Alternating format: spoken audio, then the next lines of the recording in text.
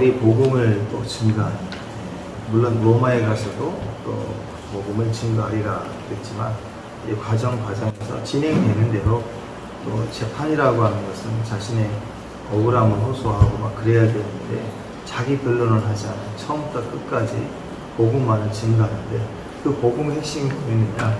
다메섹 도상에서 만난 그리스도. 이 복음을 또 얘기해요. 사도행전만 해도 지금 3번이 나오는데 9장에서 한 번 나오고 22장에 한 번 나오고 오늘 26장에 한 번 나오고 너무 가까이 하면 나오고 커. 주야. 참. 근데 내가 만난 그 내 중심에서 그리스도의 만남이 되어질 때는 강력한 힘을 받습니다. 우리가 보통 간증한다 그러면 우리 어렸을 때 힘든 고생했던 이야기를 할 수 있는데요. 그 고생만 얘기를 하면 지쳐요. 막 밥 못 먹고 막 아프고 이거 계속 얘기하면 나도 막 지치고 서로 지친다고. 우린 그런 얘기 듣고 싶은 게 아니죠. 사람이 고생을 계속하면 더 망가져요. 고생이 뭐 이렇게 덕이 된다고 하지만 그것은 사람 나름이고 고생을 통해서 사람이 좋아지거나 결과가 좋은 일은 아주 지극히 1% 정도 어떤 과정에 성공한 사람의 사례일 뿐이고 그것도 그 분야의 고건 성공이지 인생 성공이 또 아닐 때가 너무 많습니다. 그래서 고생이 고생으로 계속 이어지면 사람은 너무 지쳐서 내면과 심령이 너무 상해 있고 힘들고 막 악이 맞춰 있고 막 그래요. 근데 이 어려움 속에 빛을 만나야 돼, 변화를 만나야 되는데 그게 그리스도라는 거죠. 오늘 사도 바울이 자기가 아픈지도 모르고 달려가다가 또 의로운 일을 칭찬받은 일을 하는 것처럼 가다가 빛을 경험하고요, 예수를 경험하고 완전히 뒤집어졌지 않습니까? 그 얘기를 또 얘기하는 거예요. 왜냐하면 분명한 자기를 변화시키는 구원의 사건이 있기 때문이죠. 이 중심에 이 자리가 있다는 건 너무 감사합니다. 아가서에도 보면 신부의 모습 가운데 이 가슴에 밤새 모략 향 주머니가 있다 그랬거든요. 그러니까 남편이 아내를 위해서 양을 치러 1, 2년 떠나갔다 와야 되는데 그 사이에 아내에게 모략 향 주머니를 준 거예요. 비싼 모략 향 주머니. 가슴에 있습니다. 그래서 흔들릴 때, 막 뛰어다닐 때, 불안할 때, 심장 뛸 때마다 향주머니가 이렇게 움직이니까 그 향이 탁 터지니까 자기네 향을 느끼는 거야. 그때 누굴 생각하느냐? 남편, 가장 나를 사랑하는 남편이 곧 온다. 그래서 이 밤새 어려운 시간, 고난의 시간, 마치 과부는 아니죠. 근데 과부와 같이 남편 없는 시간에 위기와 억울함을 당할 때마다 가슴을 치고 또 심장 들 때마다 모락향이 터졌다는 거예요.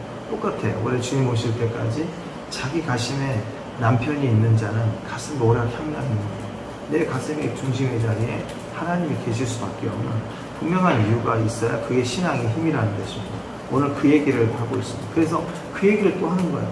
그 신부의 모습이라면 남에게 두려울 때, 억울할 때 무슨 얘기하고 있어요? 너 까부지 마. 내 남편 온다. 내 남편이 있다. 그 가슴에 있는 사람을 얘기하지 않겠습니까? 우리도 말 바울이 계속 복음을 증거, 내 억울함을 호소하는 게 아니라 복음을 증거하고 있다는 거예요. 창세기 보면 노아의 방주 이야기 나오잖아요. 거기 보면 참 재밌습니다. 어떻게 배는 만들었다고 합시다. 현실적으로 가장 어려운 게 뭐냐면 짐승 2마리씩 어떻게 데려오죠? 우리 고아에서 쥐만 봐도 무서운데 쥐 2마리씩 잡는 것도 그렇지만 집어넣어서 또 그걸 휘젓고 돌아다니면 얼마나 또 그래요. 하여튼 짐승들을 어떻게 잡아서 들어오느냐, 정말 이건 좀 어려울 것 같아요. 그런데 우리가 할 수 있는 일은 최선을 다해서 방주를 짓는 일이면 거기까지 완성을 하면 그 다음부터는 완성이 되자마자 지들이 들어와요. 짝을 지어서. 그렇죠? 시집 안 가는 딸을 결혼시키려고 하는 부모 마음 엄청 힘들죠. 정말 힘들어요. 누구를 만날까 어떻게 해야 되나. 근데 보면 지들이 만나서 와요. 그게 제일 좋은 것 같아. 그죠? 가장 좋은 자를 어떻게 그렇게 합당한 자를 만나게 해서 하나님이 주어주셨을까. 그래서 내가 부모가 선택한 자녀들 결혼보다 부모 자기들이 하나님 은혜 안에서 만나지 이게 참 기가 막히게 이렇게 좋은 짝을 만나게 하셨을까. 그때 기쁘잖아요. 그러니까 이 모든 섭리라고 하는 것은 우리가 기도해야 돼요. 호랑이가 타조하고 만나서 결혼하겠다고 그런 일 없을 거 아니에요. 그죠? 그죠? 우리 아들이 갑자기 남자를 데리고 와서 결혼하겠다. 그런 일 없을 거란 말이에요. 그러니까 어떻게 해야 되죠? 우리가 기도해야 되는 거예요. 하나님의 섭리를 믿어야 돼요. 우리가 살든지 죽든지 하나님 주관하고 계시는 데가 믿는 거 어디에? 가슴에, 이 중앙에. 그러면 종류대로 각각 둘씩 짝을 지어서 오더라. 모든 일은 내가 노력하는 게 아니야. 노아가 막 잡으러 다녔다. 그 100세 넘어가지고 다리 부러지고 막 관절염이 아프고 어떻게 잡아요 그거. 입원하니라고 뭐 잡지도 못했을 거예요. 그러니까 스스로 때가 되니까 동물들이 노아에게 나아오도록 하나님이 해주셨다. 우리가 할 일은 하나님의 비전을 가슴에 두고 인생을 사는 거예요. 가슴에 비전을 두고 살면 그것 때문에 물질도 짝을 지어오고 시간도 짝을 지어서 와. 이상하게 내가 이걸 한 달 내내 용을 써서 해야 되는 일을 사람 붙여서 갖고요. 그냥 탁월한 사람 한두 사람도 와가지고 그냥 그것만 딱 도와주고 가버려요. 그런 일들이 있어요. 상황도 환경도 섭리하신 가운데 하나님이 우리에게 임하신다. 왜 그럴까요? 사도 바울 안에 빛이 있어요. 빛이. 가슴에 박힌 거예요. 여러분 이사야 60장에는 일어나 빛을 발하라. 내 빛이 이르렀다. 하나님의 영광이 내 위에 임하였다. 하나님의 영광이 임하면 빛이 임하면 그 빛이 내 가슴에 들어오면 그때부터는 하나님 일을 하기 시작해요. 그래서 우리의 신앙의 여정이라는 것이 내가 막 뛰고 열심히 하는 것보다 점점 되어지는 것. 음성은 내가 듣는 게 아니고 들려져 와요.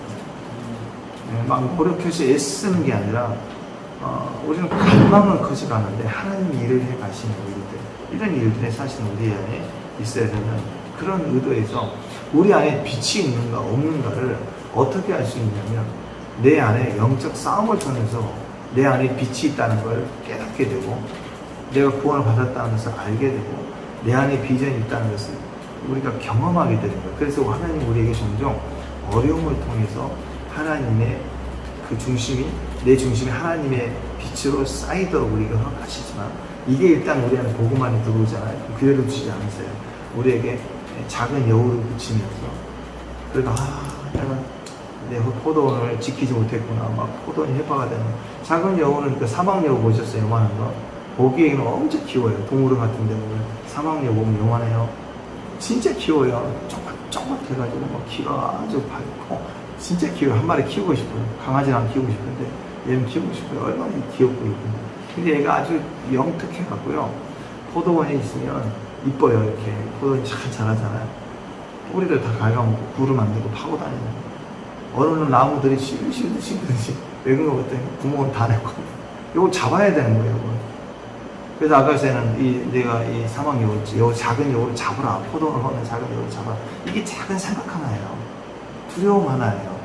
이게 내가 온 마음을 그려두는 휘젓기 시작해서 내가 내 자신을 무너뜨릴 수밖에 없는 절망으로 이끌어갑니다. 우리는 이런 도전들을 주님이 조금씩 허락을 하십니다. 그걸 통해서 내가 실패하고 넘어지게 하고 그렇지만 우리는 절대 넘어질 수가 없어요. 망할 수가 없게 돼 있어요. 프로그램이 그렇게 돼 있어요. 스스로만 포기 안 하면 돼요. 사탄이 할 수 있는 것은 우리를 죽일 수 없어요. 우리를 망칠 수 없어요. 그러니까 어떻게 하느냐?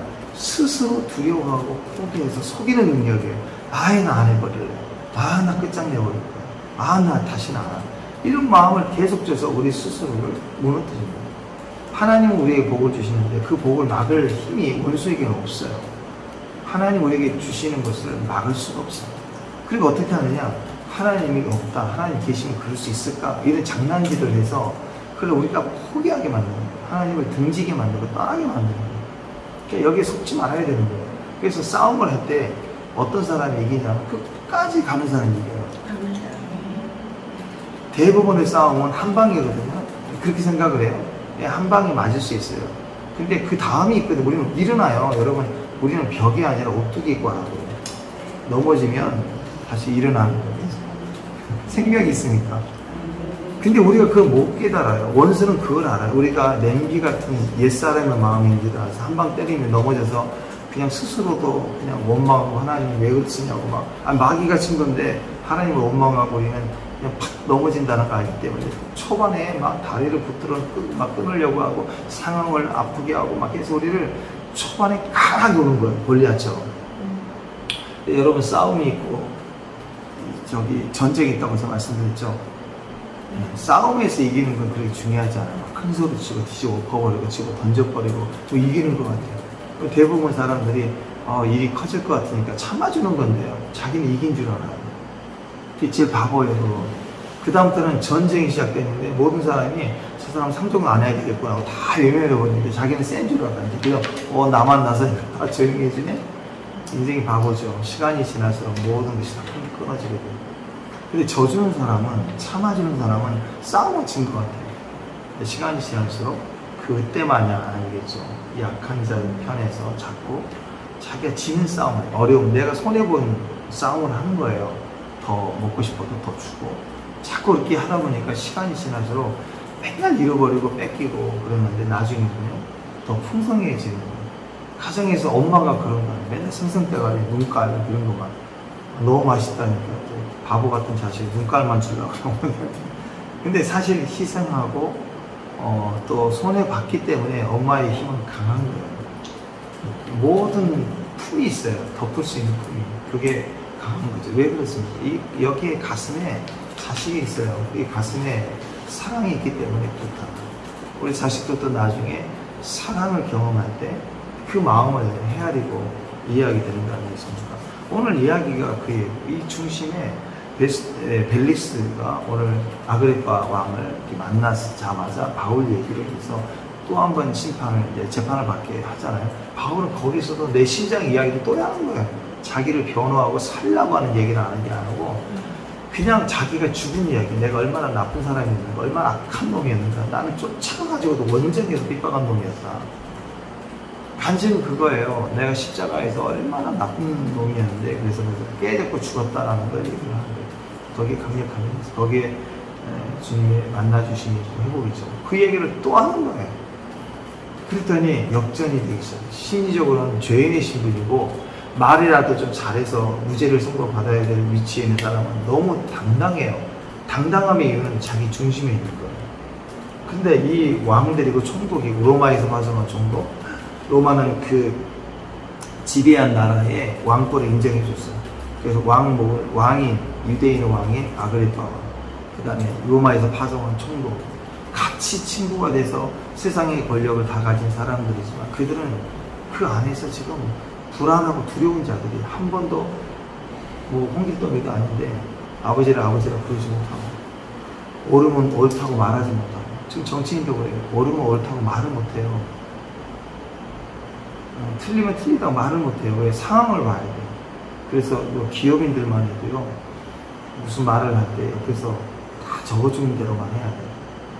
삐끗하면 큰일 나는 거예요. 왜냐하면 기업이 이윤이 왔다 갔다 하니까 너무너무 조심스럽거든요. 그냥 이런 사람들은 자기 말을 못해요. 사랑한다는 말도 못하고 그냥 그저 웃지요 하고 뭐 물어보면 생각이 안 납니다 막 이러고 그러는 거예요. 그렇게 사는 게 인생이 얼마나 불편하겠습니까? 근데 진짜는요, 시간이 갈수록 간절함을 말할 수 있어요. 노래할 수 있는 거예요.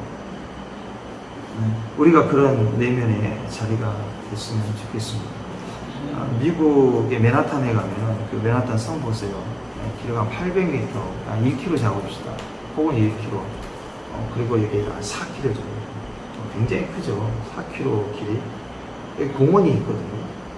100년 전이에요, 100년 전. 여기를 갔다가 빌딩을 짓죠. 여러분 그 인터넷 사진 한번 보시면 되죠.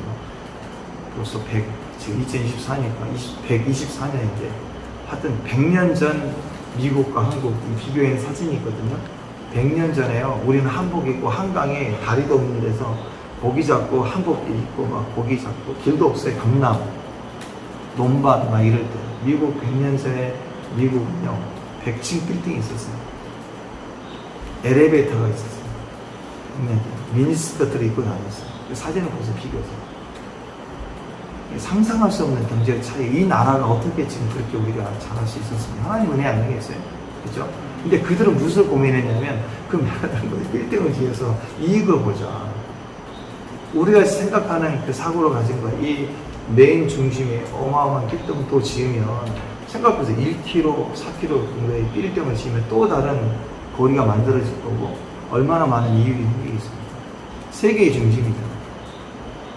근데 다 그쪽으로 몰아가는 한 사람이 이 말을 했어요. 그래서 그게 다 없어진 거예요. 그게 뭐냐면 지금 우리가 이걸 진행하는 순간 이 맨하탄에 있는 이 메인 센트럴 파크죠. 그 파크만큼의 정신병원을 지어야 될 것이다. 그랬어요. 그랬던 사람들 곰곰이 생각해보니까 진짜 그런 것 같아요. 지금도 이게 현대화가 될수록 자살하고 막 우울증에 걸린 사람이 그 당시에도 많았는데 이걸 이렇게 또 발전으로 가다 보면 정신병원을 이렇게 지어야 되는 일이 벌어진다는 공감을 한 거예요. 그만큼 사람들이 자기 주변에 죽는 사람들이 생깁니다. 제가 어렸을 때 미국 사람들이 막 총으로 자살하고 뭐 뛰어내려서 자살하고 그런 얘기 들을 때 저 생각도 그랬어요. 아니 왜 자살을 하지? 막 그랬는데 우리나라가 자살 1위예요. 그런 나라가 됐어요. 그만큼 비피해진 거죠. 내면이 강하지 못하는 거예요. 그래서 공호를 만들기로 결정해서 지금까지 맨하탄에 가면 거기는 사람 들리지 않습니다. 그걸 벤치마킹 해가지고 여의도에 처음 개발을 할 때 광장을 그렇게 공문으로 만든 거예요. 우리도 그걸 꼰따가지 만들어야 되겠다. 그만큼 마음의 중심에 나를 살려야 되는 일을 할 수 있어야 돼요. 나를 살려야 되는 공간이 있어야 돼요. 저는 그게 가정이라고 생각합니다. 그리고 그것이 교회라고 생각합니다. 그리고 우리 믿는 자들 속에는 지성소와 같이 그리스도와 내가 진짜 만나지는 공간이 필요해요. 누구도 간섭할 수 없어요. 그 마음의 중심에 그리스도가 계셔야 됩니다.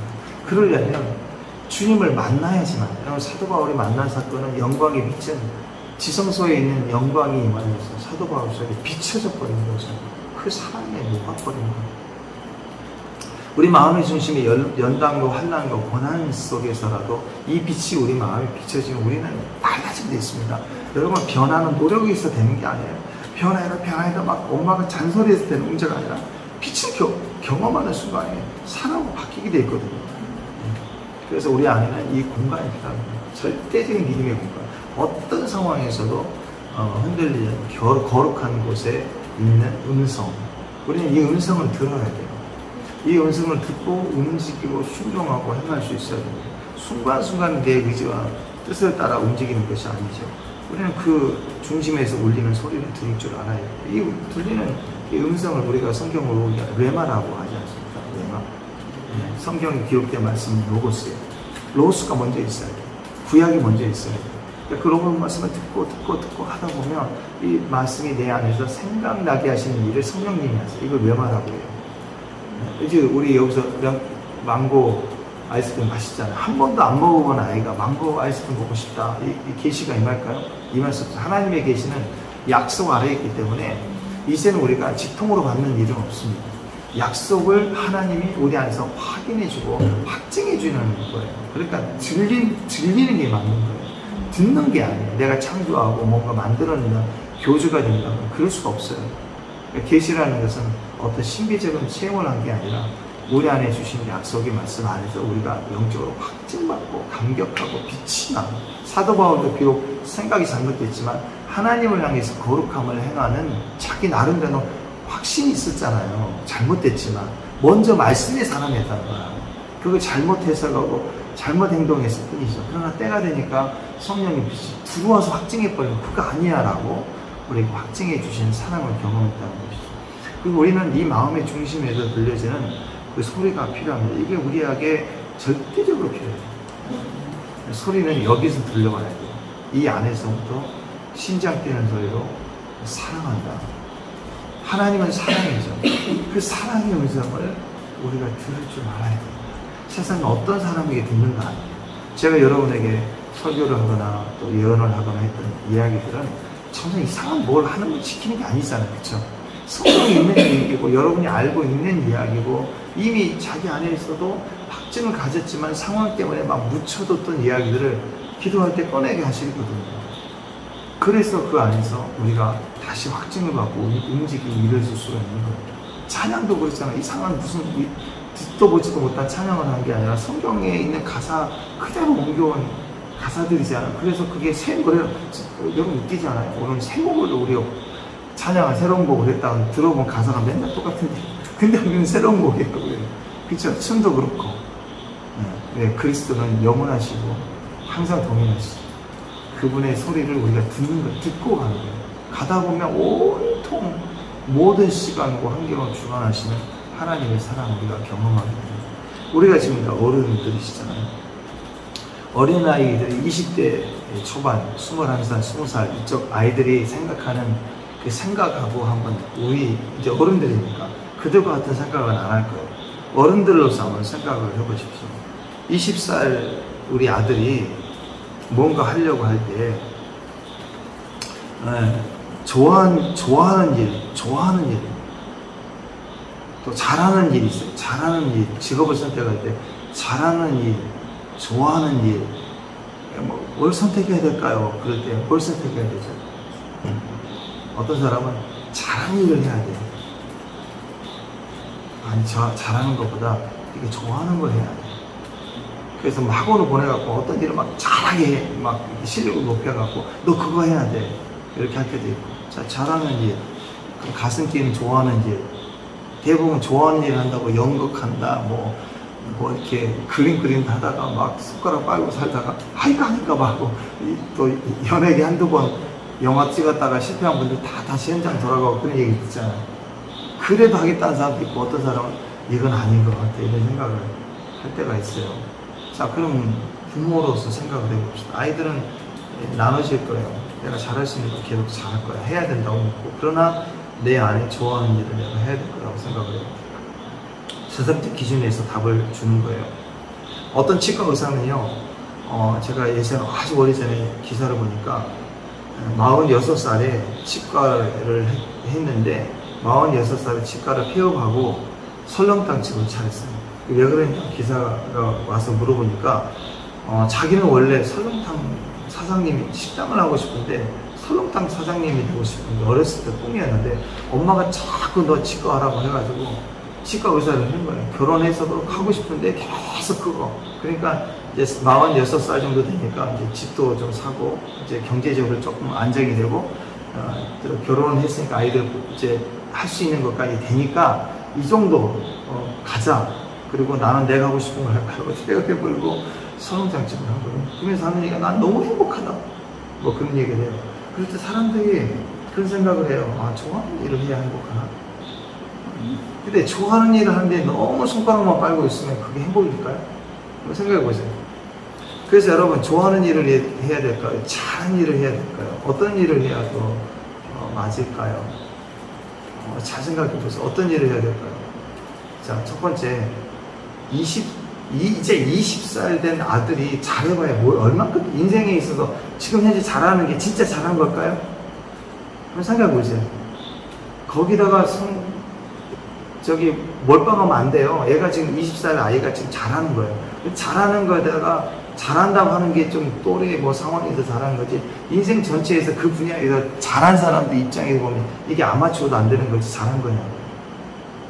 또 좋아하는 거 그냥 수시로 바뀌어요. 여러분, 그거 안 하면 안 된다고 막 심장 뛴다고 하는데 가만히 보면 아이들이 심장 뛰는 게 한두 가지인가요?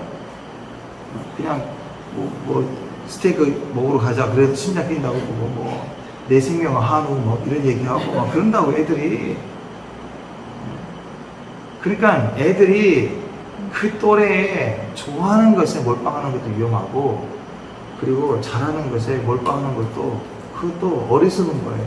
나이 또래에 막 심장 뛰는 것 같지만 전체적으로 보면 잘하는 것도 아니고 좋아하는 것도 아직 아니에요.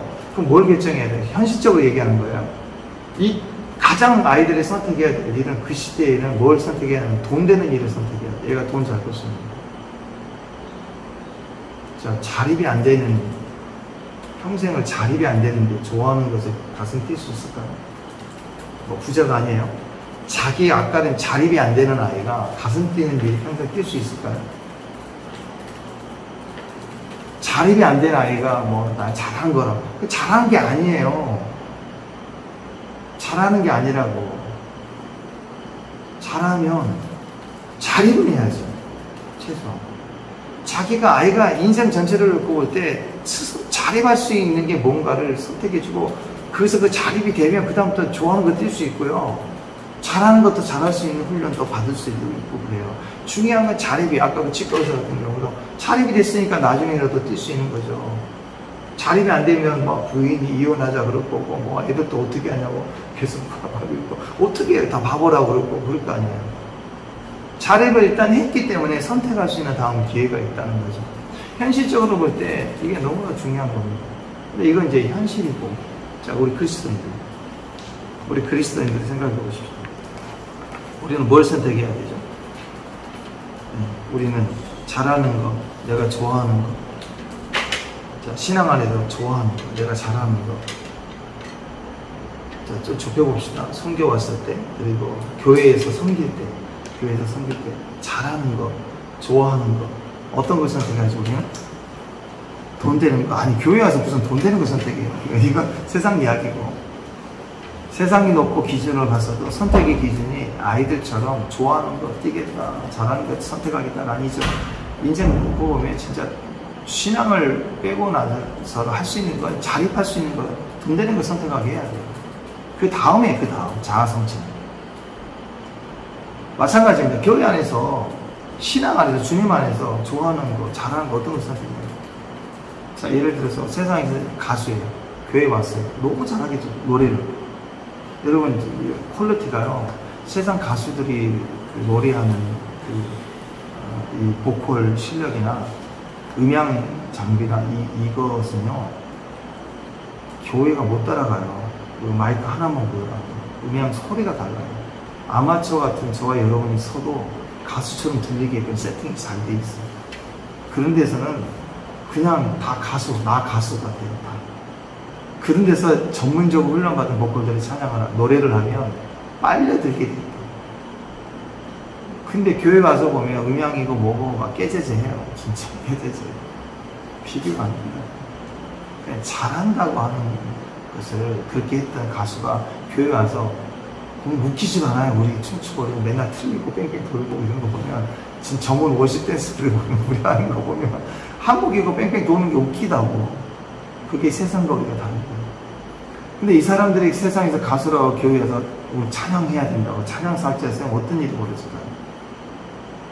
엉망이 될 겁니다. 찬양이 안 돼요. 또 좋아하는 거, 이거 하세요. 이거 했으면 좋겠습니다. 나는 이걸 해야 된대. 난 잘하는데. 난 된장찌개의 달인, 스스로 된장찌개의 달인입니다. 오늘 메뉴 된장찌개 달인.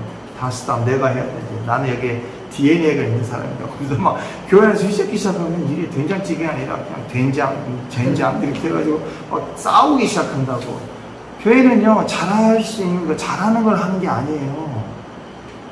능력 있다고 하는 게 아니다고. 물질이 있다고 하는 게 아니라 재능 있다고, 지혜 있다고 설치되는 게 아니라고요. 교회는 잘하는 거, 또는 내가 정말 하고 싶은 거, 난 능력 있는 거, 하고 싶은 거, 이것의 싸움이 아니라고요. 교회는 어떤 걸 해야 돼요? 돈 되는 거? 그건 아까 이게 세상 이야기고. 교회는 살리는 일, 살리는 거. 생명 있는 일을 합니다. 일단 그것부터 해야 돼. 내가 이 교회의 생명을 살려내고, 우리 모임에 숨을 쉬어야 되고, 살리는 일부터 해야 되는 거예요. 우리 이계 목사님, 생각해보세요. 달이 이렇게 한국에서 이렇게 올 수 없는 상황이잖아요. 올 수 없는 상황인데, 내가 잘하는 거 해야 되는데, 또 내가 또 하고 싶은 거 해야 되는데, 이런 마음으로 보면 다리가 다치는데 여기서 할 수 있는 게 뭐가 있을까? 없어요. 그렇잖아요. 요리를 잘하셔도 다리 아픈데 걷지도 못하는데 이렇게 스스로의 자립이 안 되는 건데, 여기 와서 어떻게 하겠어요? 그러니까 그거 생각하면 나 못 간다고. 당연하죠. 그런 말밖에 안 되죠. 우리는 자립이 아니라고요. 우리는 생명이에요. 생명 살려요. 아파도 생명 살리고, 다쳐도 생명 살리는 일이고, 온 것만 해도 생명 살리는 거예요. 그렇지 않습니까? 교회는 생명 살리는 거예요. 내가 요리를 잘해도 달란트로 하는 게 아니라고요. 일단은 우리가 뭐부터 해야 돼요? 이제 한 팀이 됐으니까 우리 권사님을 도와주고, 이동하는데 필요한 것도 돕는, 이게 일단 우리 팀이 자립이 돼야 그 다음에 뭐 워십도 하고 말씀도 전하고 그랬지. 여기 와가지고 이 권사님 다리 아프시는데 그럼 여기 계세요. 우리 교회 갑니다. 사역이 되겠냐고요. 아무것도 안 되는 거예요. 어떤 상황에서든 그리스도인들 제일 먼저 살리는 것도 해야 돼. 일단 살려야 돼. 우리 자식이 없다, 살려야 돼요. 가정의 재생이 어렵다, 일단 자립이 되도록 우리가 살려. 교회가 어렵다, 살려야 돼. 어려운 형제가 있다, 살려야 돼. 그 다음에 우리가 같이 뛸 수 있을 때, 그때 내가 제일 잘하는 거, 그 다음 내가 하고 싶은 거, 서로 과가 비슷한 사람 이렇게 모여서 으쌰으쌰 하면서 합력의 선을 이루어갈 수 있는, 그게 중요해요. 살린다는 개념이 어디가 있을까요? 내 이익이 있으면 다 안 해요. 누가 이렇게 우리 권사님 움직일 때, 권사님 스스로도 막 이 더울 때 나 때문에 다 이렇게 힘드실 텐데, 이렇게 막 마음이 약해져 있으면 본인도 힘들지만, 또 더우니까 누가 하시겠지 하고 막 피해버리고, 그러면 막 또 지시 누가 좀 해주세요 제가 막 부탁하고 그러면서 막 목사님 나를 시켰다고 막 나 팔도 아픈데 죄송합니다 속으로 그러고 그러면 얼마나 서로 불편해요. 그렇잖아요. 근데 너무 감사합니다. 우리 집사님 왜 여기 나를 보내셨을까, 뭐 많은 이유가 있겠지만 그중에 하나 다 전담으로 해주셔. 다 제일 먼저 그냥 가셔가지고 뭐 마음 쓰지 않아도 될 만큼 다 케어해 주시고, 또 이렇게 보좌가 비서 또 보세요. 직분이 막 생기면서 막 두 분이 세 분이 달라붙어서 막 이렇게 이야기도 나눠주시고 친구가 되시고, 이렇게 기본 자립이 되도록 누군가 먼저 움직여지니까. 우리 팔도 그렇잖아. 애기 팔이 아프면 왼팔이 조금 더 일을 더 하잖아. 물건 들 때도 누가 말하지 않아도 한 번 옮길 때는 균형이 이루어져 움직이는 거 아니겠습니까? 그게 뭐예요? 우리의 생존이라는, 생명이라는 그 존재의 시작을 먼저 시작했기 때문에 그런 거예요. 어려운 일, 그리스도인이기 때문에 어려운 일을 선택하는 게 아니죠. 우리가 한 팀과 함께 살려고 그러는 거예요. 선교도 마찬가지. 모든 선택의 그리스도인의 기준은 살리는 일이에요. 교회에서 활동도 살리는 일, 그렇잖아. 집에서 음식 해주는 것도 먹고 떨어져라, 그게 아니잖아요. 살리고, 생명 살리고, 마음을 살리고 하기 위해서 우리가 움직여주고 품어주는 거 아니겠습니까? 사도 바울은 살리는 일을 하기 위해서 가슴에다가 빛이 임한 그 사건을 자기 안에서 막 부흥케 해서 그걸 막 또 쏴주고 또 얘기해주고, 막 그것도 당당한 이 권세자들 앞에 가서도 막 당당하게 그 과거를 얘기를 하는 거죠. 간증은 그런 힘이 있습니다.